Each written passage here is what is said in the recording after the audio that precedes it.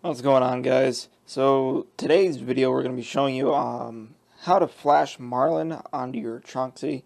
It should work with all Tronxys and also other machines as well. So I have the XY-2PRO with the Titan extruder. I'll be showing you guys there is a difference between which XY2 you have and what board you guys have. So you'll have to know what board is in your machine.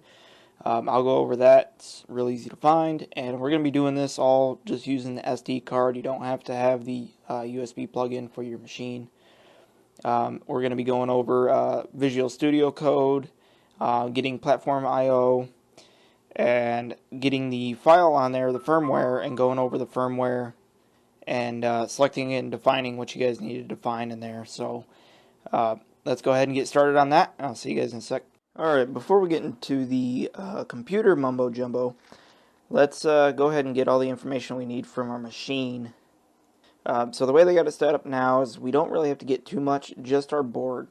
So before you had to get all the stepper motors, what stepper motors you had, and steps and stuff like that. But now all we got to do is just take our machine and flip it onto its side here. Make sure I don't smash my monitor. Alright. That's good. Okay, so here we are at the back, and they were nice enough to put these little slots in, so you can see right through. Now on mine, I have a V6 board. You can see it through the top slot. There is a code up there. It's right on top of the board. You guys can't really see. See if I can point my flashlight in a way where you guys can kind of see right there. I'll take a good picture for that and send it to you guys, but right in that corner, that tells you what it is. And so for mine, I have a CXY V6 191017, and it says Tronxy, and it gives you Tronxy.com on there. So now that we have that information, you're going to want to write that down, because we're going to need to define what board we have in our firmware. So that's all we need from the machine. I'll see you guys on the computer. Wonky. I'm recording my audio with the China GoPro here, and I'm going to be recording the screen with OBS. So hopefully it works. I just don't have a microphone set up on this computer here. Alright, so the first thing you're going to need, let's go to Internet Explorer. So let me show you that board real quick. So the board right here is that top corner. That's what we saw through the vent there. So this is a V8 board. Ours was just a V6, and the number out here was a little bit different. But this is exactly how it's set up. It's on that corner. You can see it right through the little slot on that panel back there. And it's pretty easy. And that's all the information we really need. So to be able to start actually doing something with firmware, you're going to get Microsoft Visual Studio. You can go down to right here, the center one, it'll be Visual Studio Code. And you'll go download Visual Studio Code, and you'll select what operating system you have. So they got Windows, Mac, and Linux. So I had Windows, so I'll select Windows, go through the installer, install it, and then once you have that installed, you'll open it up. So it won't look like this right away. This is the platform I/O that we're going to need to get. And it's going to be this little alien guy here. So normally, you're not going to have anything there. So you'll have to select him. We'll open him up. And this is what you'll see. So to get him, you just have to go over to extensions, and then you can search Platform I/O IDE, or just Platform I/O. You'll see it, and you'll hit the little install button on the side here, and it'll go through the installation. It'll pop up like all the command prompt down here on the bottom. It'll go through the installation. Now, depending on your antivirus, AVG picked up a suspicious file. It went through and scanned it and said everything was fine. It also did that to me building the firmware as well. So some antivirus systems might not pick it up, some might will. Just don't worry about it. It's just the way a file is written, or the way it's thrown into your system, your root system there. I'm not exactly sure why, but it picks up a suspicious file every time. I haven't had that issue on a second time I built a firmware though, just the first one. Okay, so now you have this installed, you got Visual Studio. Now we gotta get the Marlin firmware so we can put it on our Tronxy system. So back to Internet Explorer, we'll go to GitHub. So it'd be github/rhapsodyv/Marlin. So this person here has been working on this for quite a while. They released a couple updates already, and you can see the file make here. So all you gotta do is just go to code, download your zip file. So once your zip file is downloaded, you can select where to save it. I put mine right on the desktop. So you'll get it like this here. It'll say Marlin Tronxy full MKS TFT, and it'll be a zip file. So I extracted it back into the same location, so you end up with this file. And this is all that's down and through here. Your PIO is going to be where your build will go. So you go under build, board set, you'll have your update, CBD file. Mine reads as a common business file. And you're going to have your assets folder. So don't forget about the assets folder because we're going to need that later.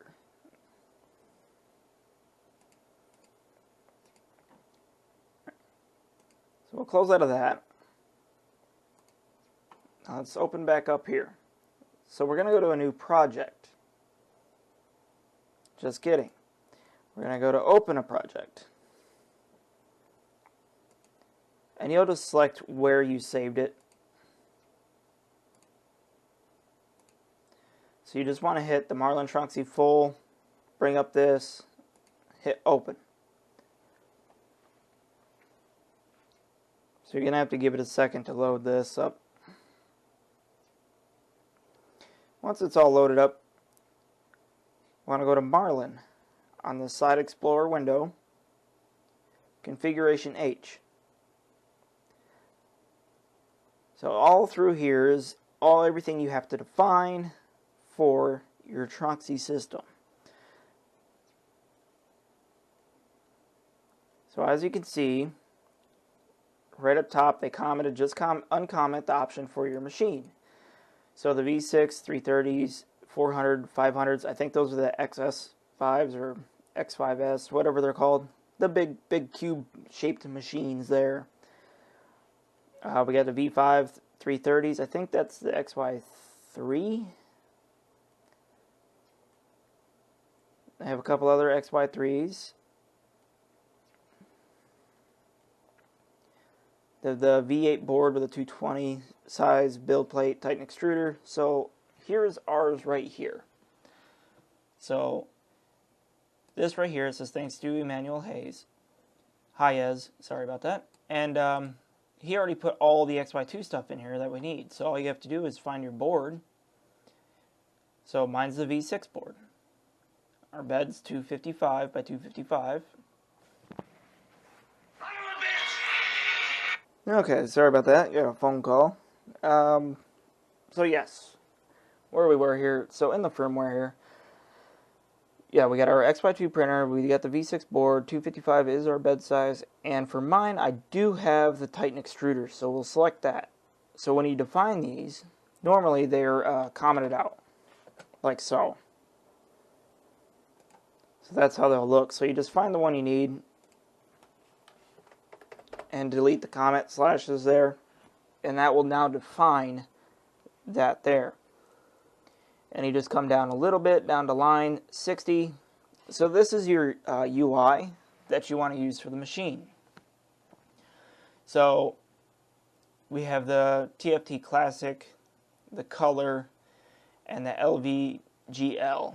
And the Lvgl is going to be more set up for your touch. For me anyways, it looks more like an old iPad kind of UI.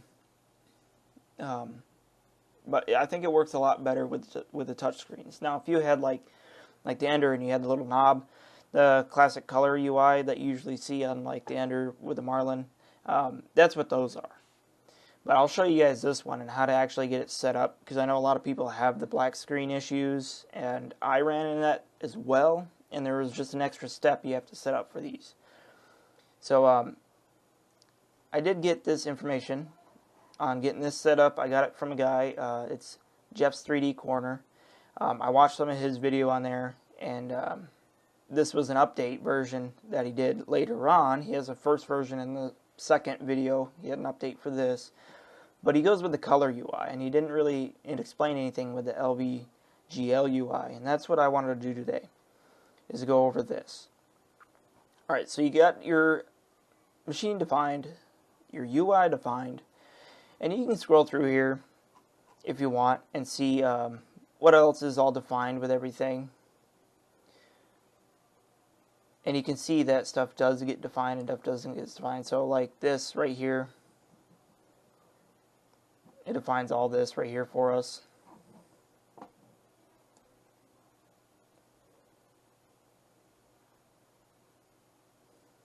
And you can go through, you can see all the notes that they put in here. I'll let you guys know if you want to set up something, because this having Marlin set up on this machine is really easy, because you can go through and do whatever you want to do. You know, change all your parameters. And with the Tronxy, I never really got in and looked at the firmware for Tronxy, so I'm not sure how much you could really do for that. But I know some people like to have Marlin, and this is a real easy way to get it onto your Tronxy machine.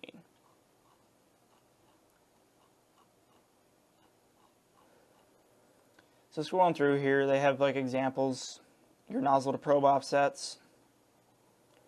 For your XY2 models, you're going to have that probe offset down in here. It does define it already for the touch, or the little sensor probe there. So that's already predefined. Now, I will say I haven't got the auto bed leveling to work. I believe there is a section in here that you have to define stuff for the auto bed level, or it might even just be, you might be able to just do it running a G code and having it do the auto bed level for you. Now, I haven't had too much of an issue printing without the auto bed level. The only thing for Tronxy firmware that I actually seen it do was just give me points, measurement points. It wouldn't actually really create like the mesh bed level, so where the machine actually knows to move the Z up and down with the bed if your bed's on level. I never saw that with the Tronxy firmware. But in the Marlin firmware, there was something in there for leveling and mesh leveling. And you'll be able to scroll down through here and see what that is too. I'm just kind of scrolling down through, kind of showing you guys the entire thing here. So it's where it defines our UI again. You still have your filament run out. Here's the auto bed leveling bilinear.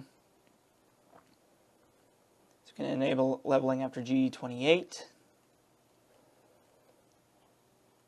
So mesh bed leveling, auto bed leveling, bilinear and nonlinear, or bilinear and just regular linear. So I don't know if it's something in here that has to be set up or if I'm missing some kind of asset, but I know it doesn't seem to work with the Lvgl Ui setup. So here's the bed leveling here with your UI.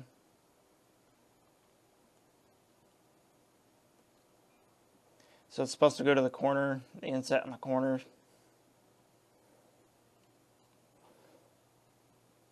And this is where it should go. So here's where I think that you might have to define some stuff for your auto bed leveling, is a Z-safe homing X point and Y X point and X center and Y point and Y center. I'm not sure if you have to do something in here. I know I saw a quick thing, someone was trying to explain something in here. So these are your points you can set up. You can set up a skew factor, so it's not a perfect square on your bed. These are your preheats.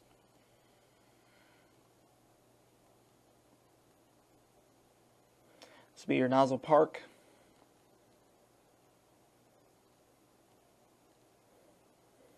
It does have the nozzle clean feature firmware in there, so you can set up a G98 or a G code for your nozzle cleaning.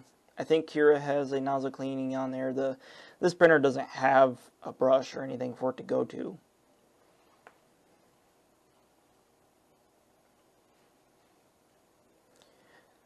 So this is your LCD language, English.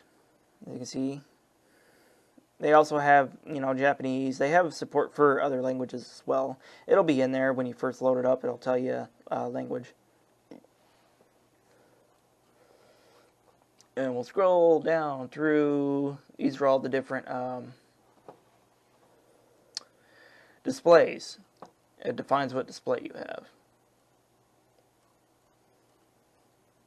And down here at 2805, it'll define Tronxy X5SA, but this is defining your 3.5-inch touchscreen. So if this isn't defined, you're going to have to come down here and define it if you're still having issues with the display. So I think that's pretty much it for the firmware to go over. And now let's get going to building this. So once you go through, get everything you want. Basically, if you're just getting it to run, define your printer, define your UI, and then we'll just go over here to the little check mark, and it'll say build. And you're going to click that, and it'll build out your firmware update. It's going to give you the update file and everything you need to switch over. So when that's done being built, it's going to save it wherever you extracted your Marlin file to. So I put mine on the desktop, so I have it here. So it's going to extract it to here. And to find it, you're going to go to .pio, build, Chitu V5. It says V5. We have V6 board, but don't worry about this. It works perfectly fine. And here's your update CBD file. So what I've seen with using this UI is you're going to have to put the assets folder in there as well. So let's just go to a file explorer and let's see. Let me actually go and take the SD card out and I'll show you guys real quick. Our SD card loaded up now. Alright. So, the right side, the build you just did, left side is your SD card. So as you can see, we took our update folder, copied it into here. Just right at the very front of it. You'll usually have your XY-2PRO installation instructions. If you see that, that's where it goes. And for the UI that we have, you're going to have to take the assets folder from over here and drop it over into here as well. And when you start up the machine, it'll say, should say loading assets and deleting pictures. And it'll give you the numbers that's going through. So this is all the assets it's going to have to run, your logos, your languages, and all your buttons and stuff for the UI. So if you're having trouble with that black screen, make sure you get your assets folder and your update folder in the same root file for your SD card. So once you get on that, go ahead and close that. Make sure you eject it safely. No corrupted SD cards. Now you guys are ready to go. So I'll see you back over at the machine. Alright guys, we're back at our machine here. So we got our little micro SD card. Make sure your machine's off. Slide it down in the back. And now, it's easy just turning it on. So, for mine, I already did the update. So it pops right up as this screen. You don't get the little intro with the beep. When you first do it, you'll hear 2 beeps in like 6-7 sets or so. And you'll also see the assets being loaded up in there. So now we are officially off Tronxy. There's no going back unless you backed up your firmware, or you can email Tronxy support, and you can also get the CBD file from them as well. So let's show you this UI here. So this is the, let me turn off this light so you can see this screen. Alright, so this is the Lvgl Ui that I was talking about here. It's set up pretty much like Tronxy's main screen. So you have your print, settings, and tools. So you just click tools. And in here, you have preheat, extrusion, move, home, auto level, and filament. So this is what I was saying with the auto level. Oh, well, look at that. It's working this time around. So it just needed to be reset, apparently, I guess.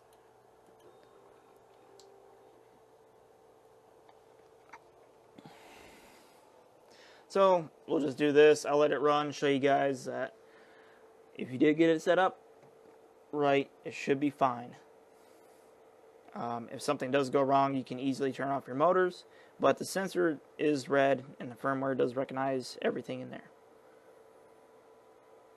So you can see the sensor pop off. It's going to come over to this corner.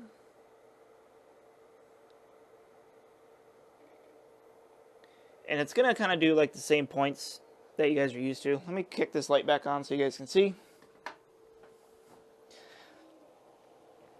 So yeah, kind of like the same process as like the Tronxys. It'll go through and get all your points you need there.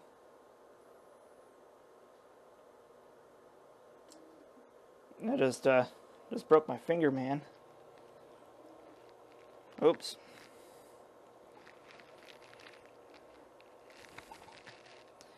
Let me see. I did not realize it goes that far off to the side there. Yep, snap that, dude. Look at that. Good thing it's just on some zip ties. I ain't gonna really break anything there.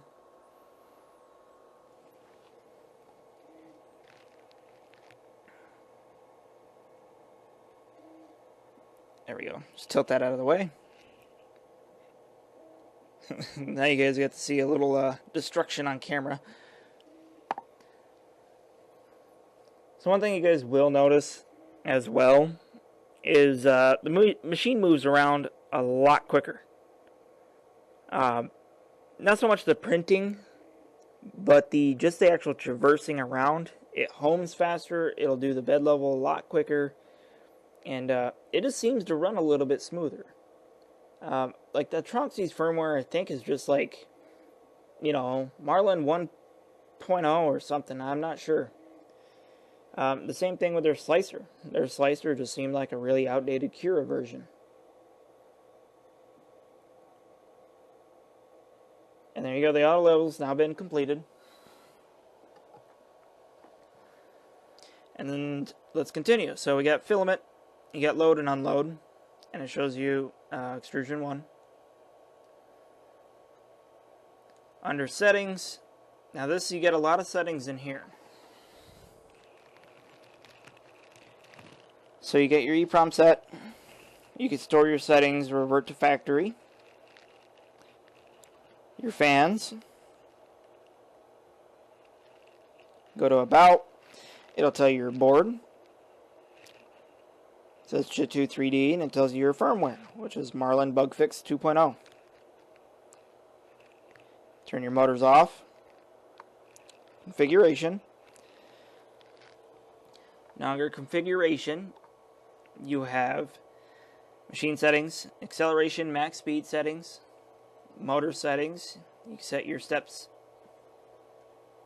Leveling settings, you got manual level coordinate settings, auto level command settings, nozzle to probe offsets, in case, say you put a different shield on and your sensor there moves a little bit. You can reset your offset right here in the machine. And you got some advanced settings with printing pause positions and filament settings. So under filament settings, you got your load length, load speed, unload speeds, and your temperature. So go back to there, and then of course you got your language. So you hit back. Let me slap this light off again. I'm sorry about this, guys. This is a tough screen to try to record with this GoPro here. You can see the backlight on that's really bright. So over to printing. So this is how your files show up. You got your up and down keys, kind of like Tronxy.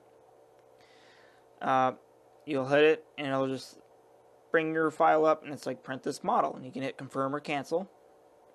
Go ahead and hit cancel. You can go back.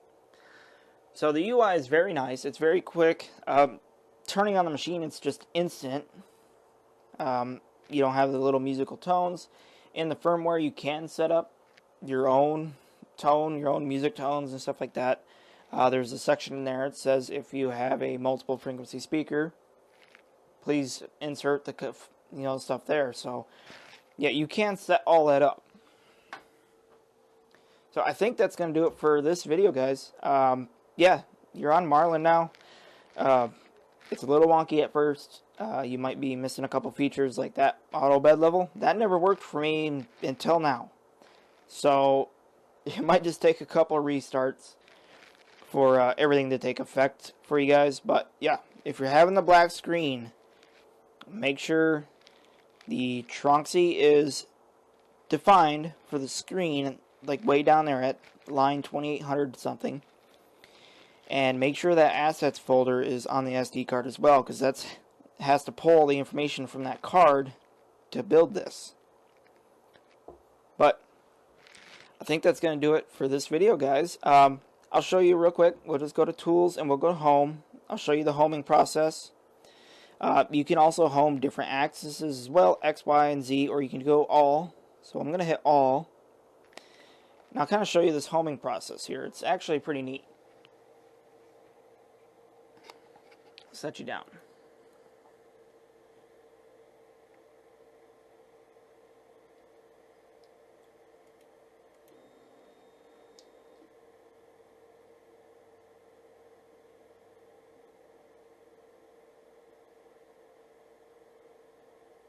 And there you go, homed. Now, to me, it seemed a lot quicker because, you know, Tronxy, when it homes, say we'll take the our axis here. It'll come across or hit our switch. It'll come out and it'll slowly go back. So in Marlin, it'll come out, it just taps, and then comes right back in and taps. Same thing for the bed. Just tap it twice real quick. Now the head, it does, you know, go nice and slow and gently down. Make sure it gets the right height. Everything else, really fast. And the travel speed, a lot quicker going around. So, I hope you guys enjoyed this video. Thanks for watching. And stay tuned, because we're going to have some Marlin prints coming out after this.